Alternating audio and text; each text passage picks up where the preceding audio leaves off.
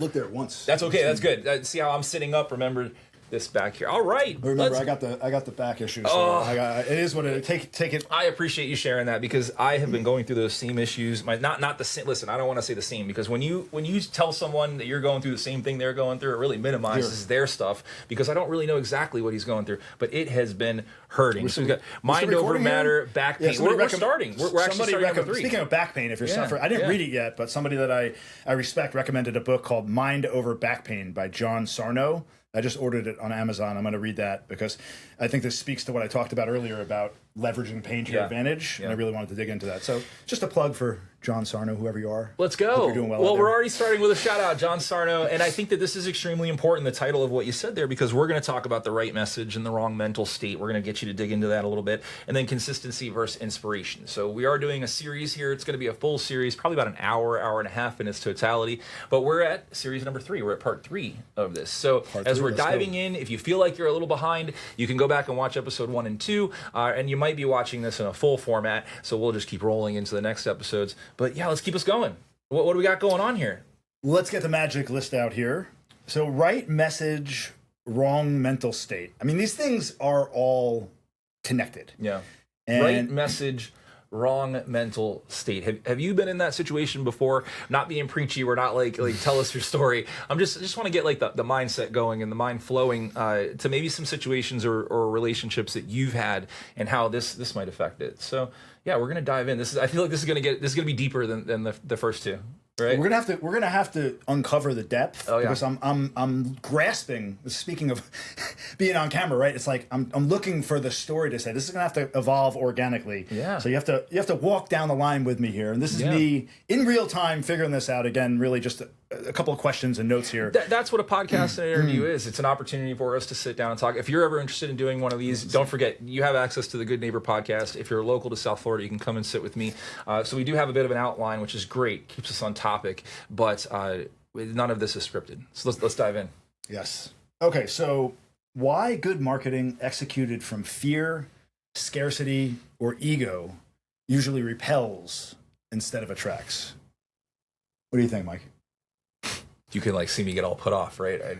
I told you guys to think of a few things or a few people, and I'm sure that people are going to be watching this that are going to know I'm thinking about them. It always translates, right? If you're a bad actor, you're a bad actor. If you're a good actor, you're a good actor. Yeah. A lot of actors do things that connect with people. You could be a villain. You could be a really good person. You can do all of these things as an actor. Actors go to school to do that. They learn how to do that. Salespeople don't.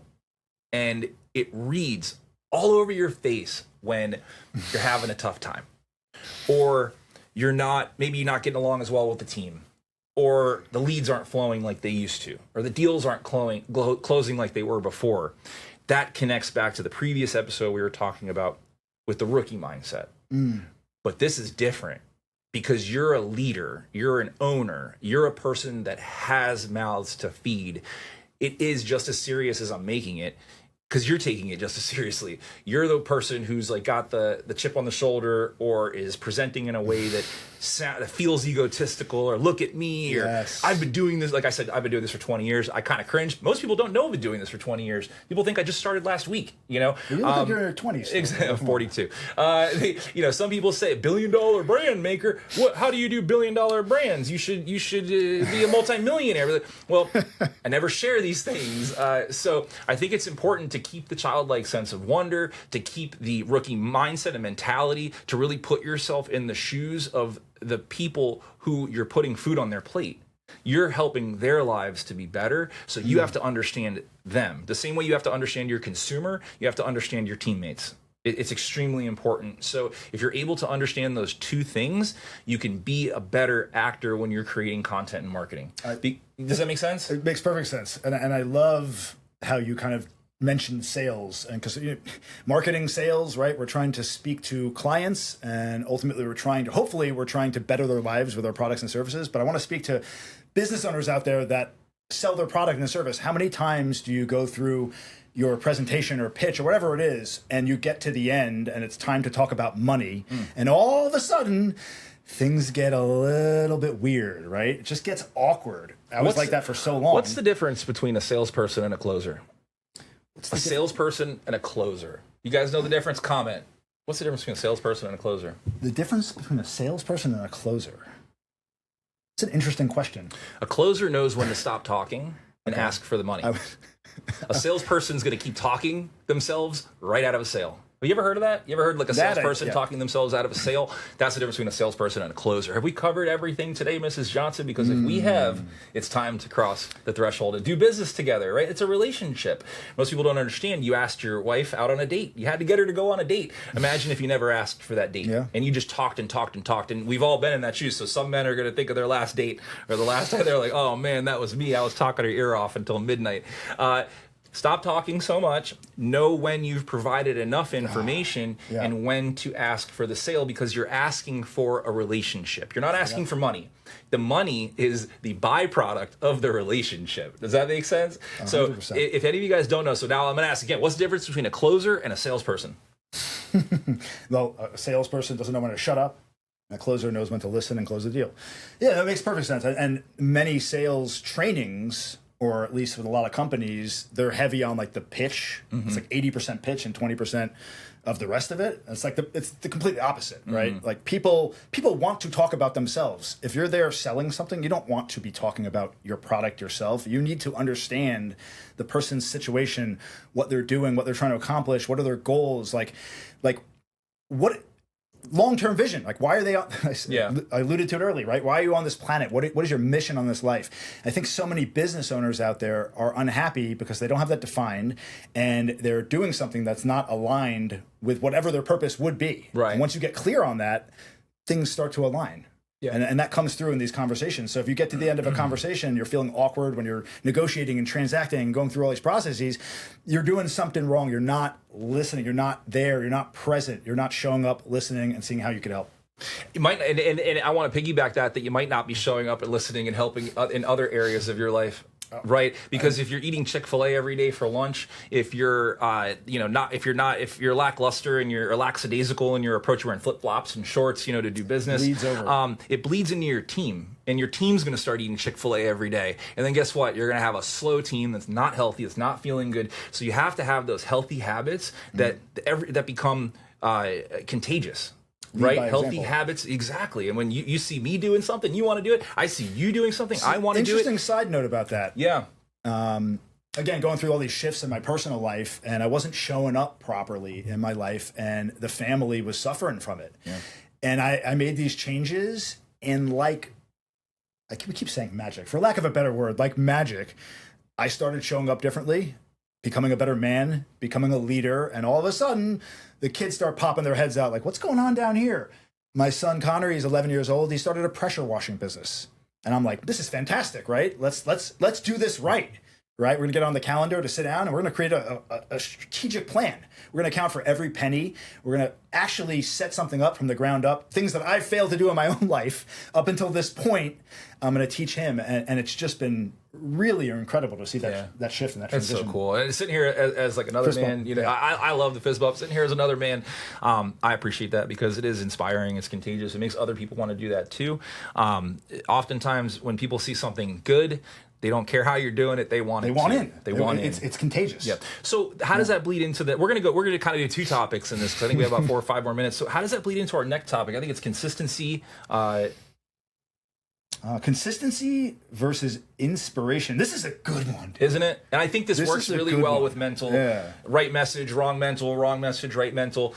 So to button that up just a moment ago, if you're not feeling like you're coming through authentically on your social, you feel like you're too tight.